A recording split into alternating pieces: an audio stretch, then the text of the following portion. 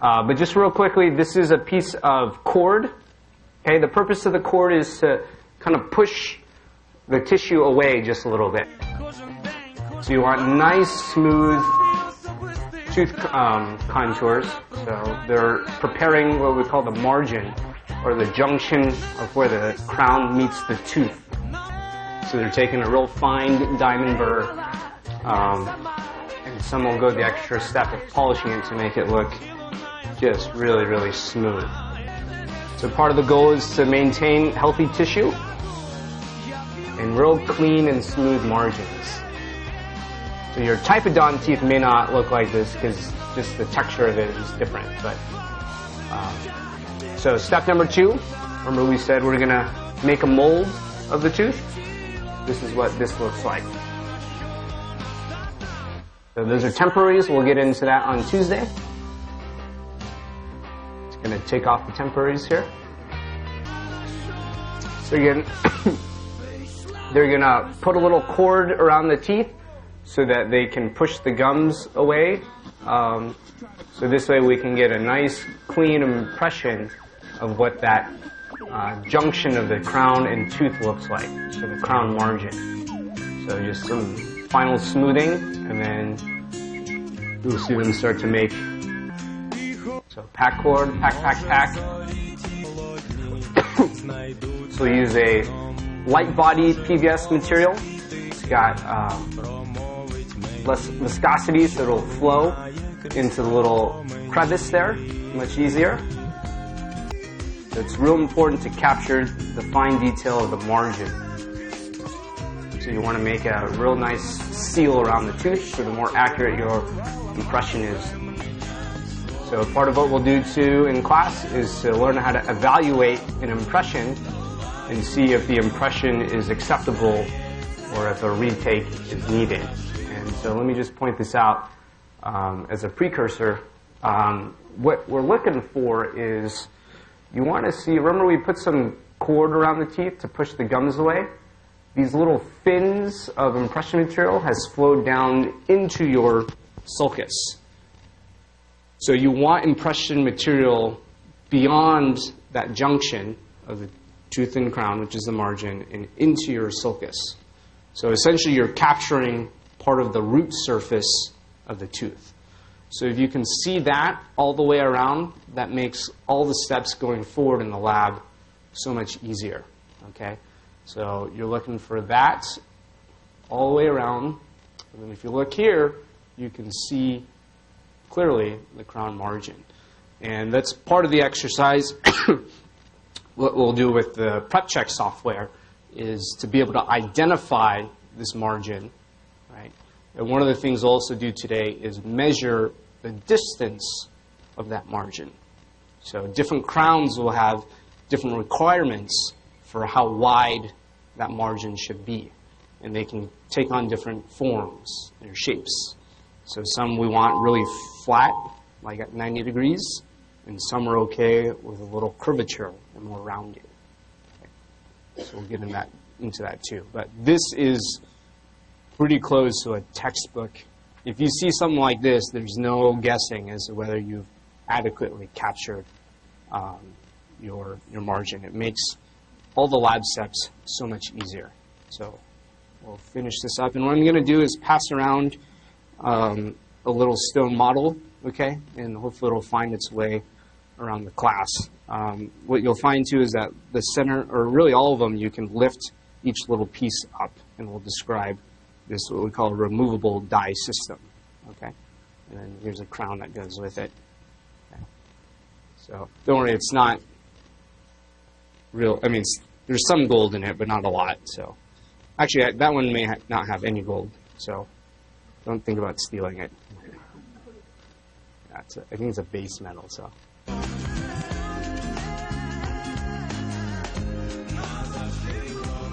So we've prepared the tooth. We've made an impression. First 2 steps down. He's jumping ahead. He's going to show you what it looks like after he cements it. Okay. So once you have the impression, what do we have to do? Well, we have to pour it in a stone. And I don't have a video for that because I think you guys know how to do it. But you mix powder, liquid, vacuum mix, pour it in a little impression, let it set, and you'll get something like this. And we'll play this guy. This is how to get the stone cast onto the articulator. So we'll put some notches in. For our exercise, we have a little jig that you can use to mount the maxillary cast.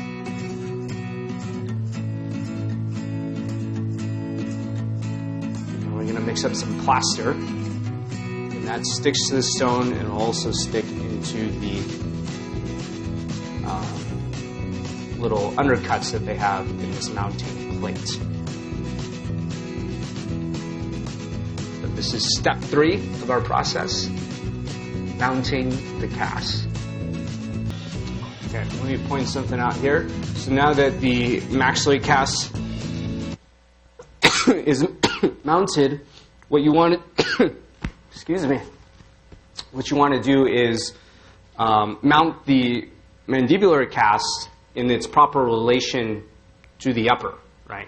So this is another reason why it's very important as you do your crown preps and as you change out teeth to always equilibrate your typodont. Remember we said, okay, if you took out the 2 typodonts and you fit them together, we should almost feel no rock. It should be really stable.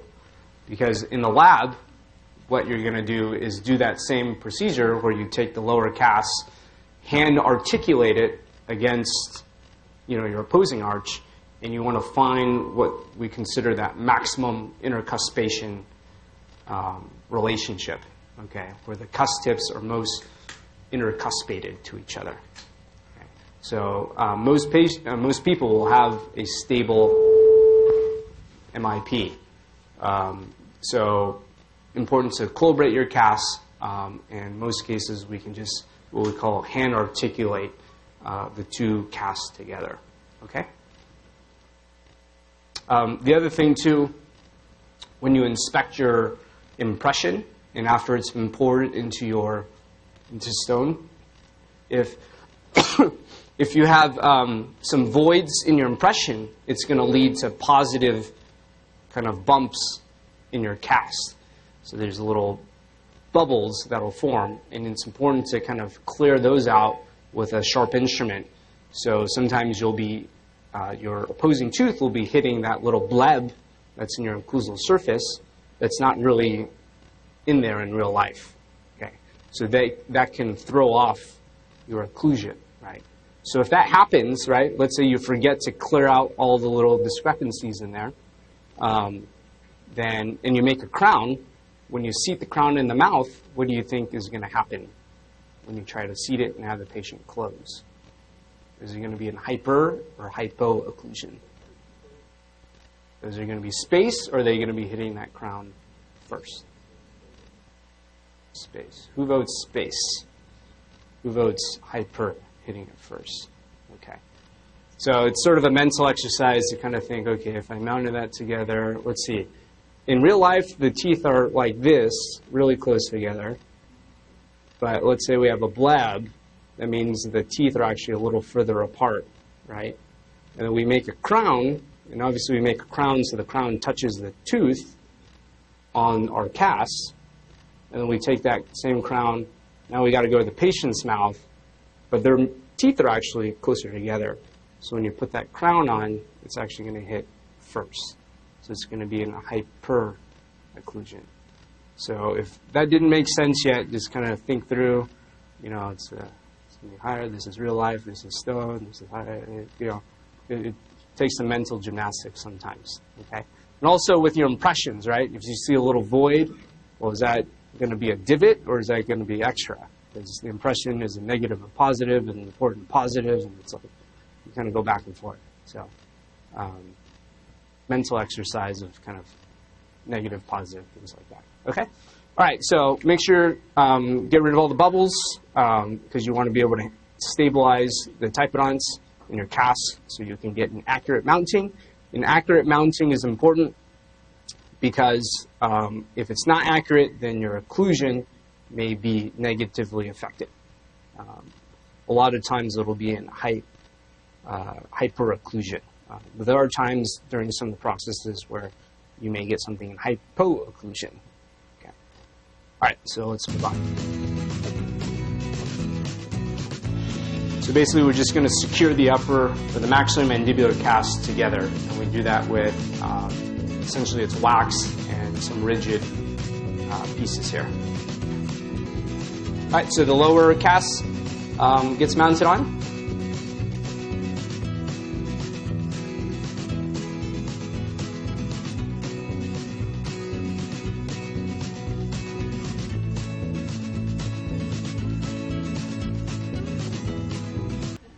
Okay, so we have it mounted, right? The next portion we're going to show you is what we call a removable die system. So what I have passing around is an example of this, and the idea is that we're able to remove, so in this case we're doing a crown on tooth number 19, and we're going to be able to remove the individual, what we're going to call this is a die, D-I-E, okay? And on this, remember step 4 is the wax. We're going to wax onto this die. We're going to add wax to this, okay? So we want to create a system that you can easily take just this little piece on and off because it makes it easier to wax. You can just wax by holding this one little guy in here. But you can also very easily put it back in the right orientation if you want to check the interproximal and the opposing contacts. So basically, it's just an easy way to do these lab procedures. So the next video shows you how we end up with something like this that has been sectioned and that we can remove. So removable die system. And that'll eventually work its way around the classroom. So this is all filmed in the Awatuki Dental Lab. So thank you guys for helping out with that. So this is basically a little drill that has a laser in it because we're going to poke holes on the bottom side of the stone cast. So that's holes. We'll glue and we'll put these pins in.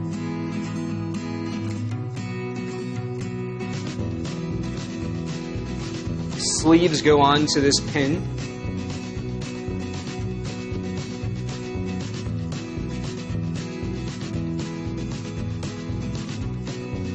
And then we'll put these little rubber booties, or is there a technical name for that, Darcy? Stoppers? I don't know. Booties. They look like booties for all you surfers. Yeah. All right, a little Vaseline. Some stone. And you pour a little base. Little booties come off. And we'll be able to take that on and off. So it's all one piece though. So we take a real fine saw and you want to cut the tooth. So let me back it up real quick because you'll be able to notice something about. Let's see if I can find a clear picture. So you see some of these little blebs.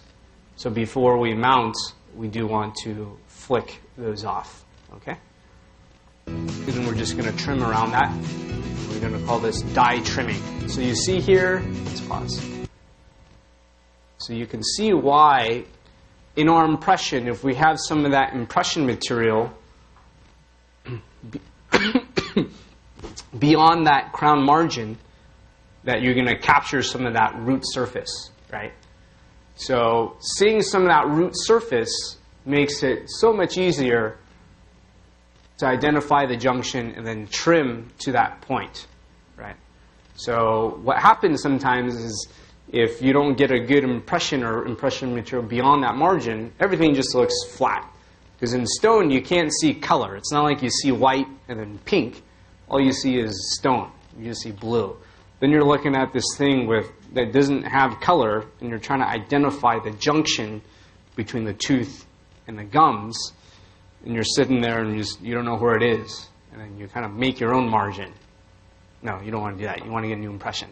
But the point is getting impression material beyond the margin into the sulcus, capturing some of the root surface, makes this step so much easier. And this is a real critical step because the seal of the crown is dependent on how accurate that impression or that margin is. So you'll see us trimming that die.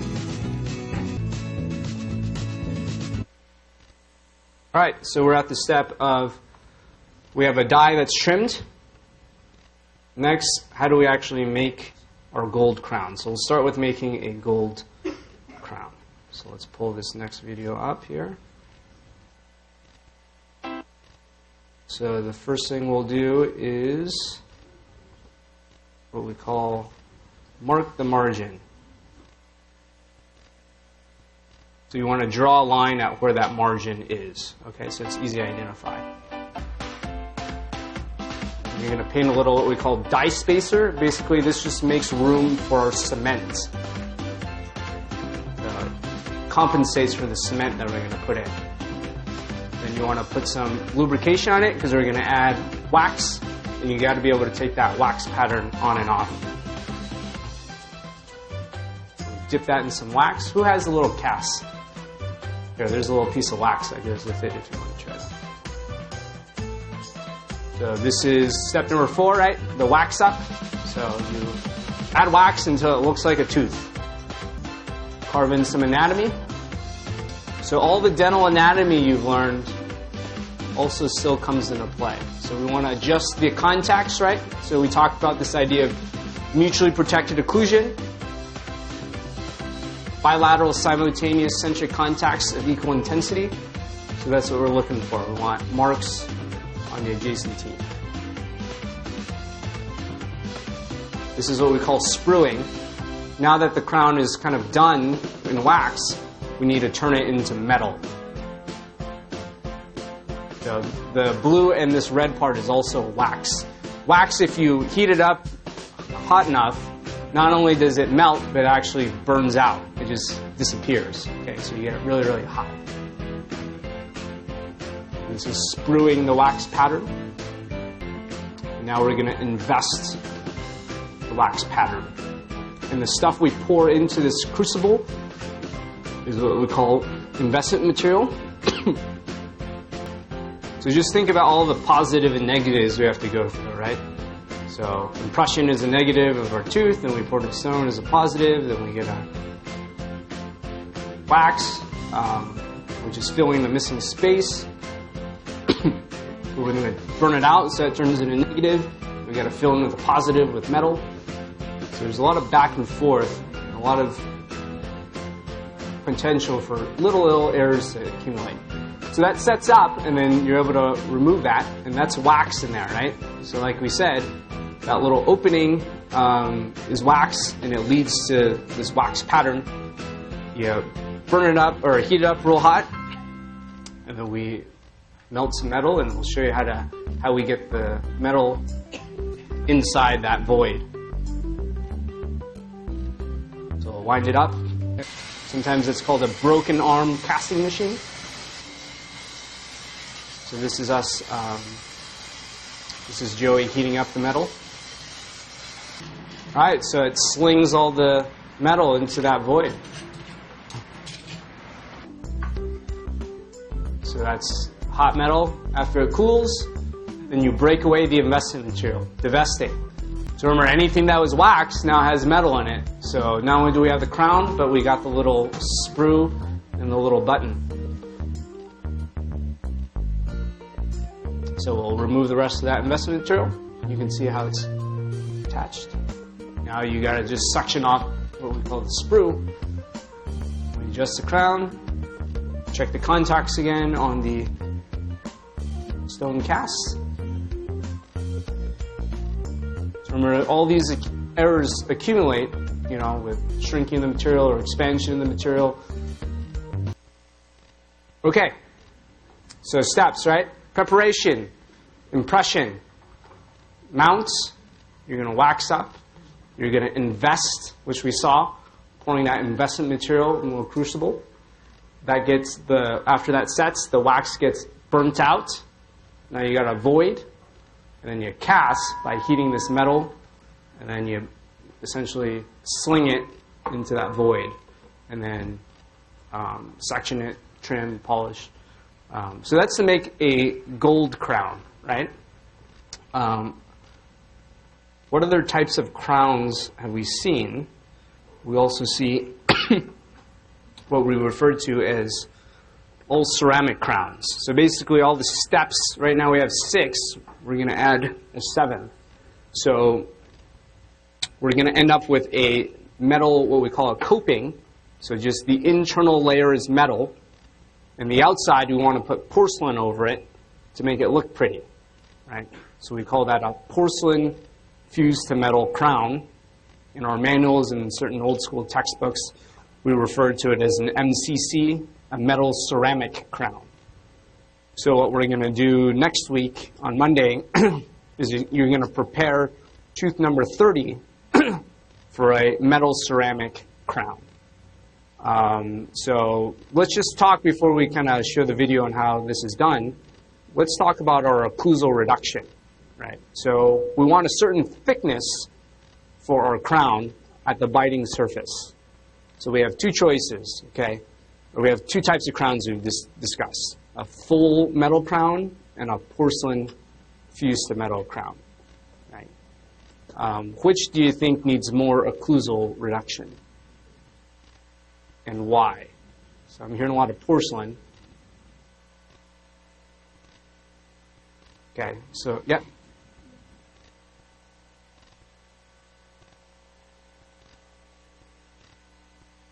Yeah. So if it's just one material, if it's monolithic, we have a real strong material that we're starting with. This is metal, right? You never see metal crowns actually fracture, right? It's not a brittle material. So with your metal ceramic, you got to get that coping of metal plus enough thickness of porcelain. And we've all dropped like a porcelain plate or a cup and seen that shatter, right? So there's a certain minimum thickness of porcelain that we want to layer on top. So generally, in general, our porcelain fused to metal restorations require more occlusal reduction. And also, when we talk about axial reduction, so that's just talking about taking some off the top, but how much do we reduce on the side, right? So for metal, again, it's pretty strong. We don't need nearly as much. For the PFM, what we struggle with is, well, we want, the whole idea of doing a porcelain fused metal is to make it look pretty, right? So what happens, thank you, with the metal coping underneath? Well, it's really dark. And if we just layer just a little bit of porcelain on there, the darkness of the metal is going to show through. So we have to go through these extra steps of putting an opaque layer onto the metal to make it look a little bit more white instead of gray or black. And then we can stack on more porcelain onto it to make it look more natural. Because in our teeth, we have little bits of translucency or kind of texture that, you know, really make it look natural and lifelike. The point of what we're trying to do here is to make, restore their tooth to the way it used to be. So reducing more on the PFM allows us, 1, for structural integrity of the porcelain, and 2, we need it to mask out the metal that's underneath, right? So the 7th step here is to add porcelain to metal. So let's show you how this is done. Okay, so we start off similarly with our casting, so we're going to pick up there. But instead of waxing to the full contour, we're going to end up with something like this. Okay, it's a little metal coping that doesn't have the full contour of what the crown should look like. Instead, we're going to get it to full contour by adding porcelain. So first step is going to be to put the opaque. I don't know if I have this clip on here, but yeah. So we're going to, what they call, get the oxidation layer onto the metal. So So basically it prepares the tooth so that the opaque or the ceramic can bond to it. So you paint that little opaque layer on. It needs to go into a porcelain oven in order for that porcelain to fuse or vitrify.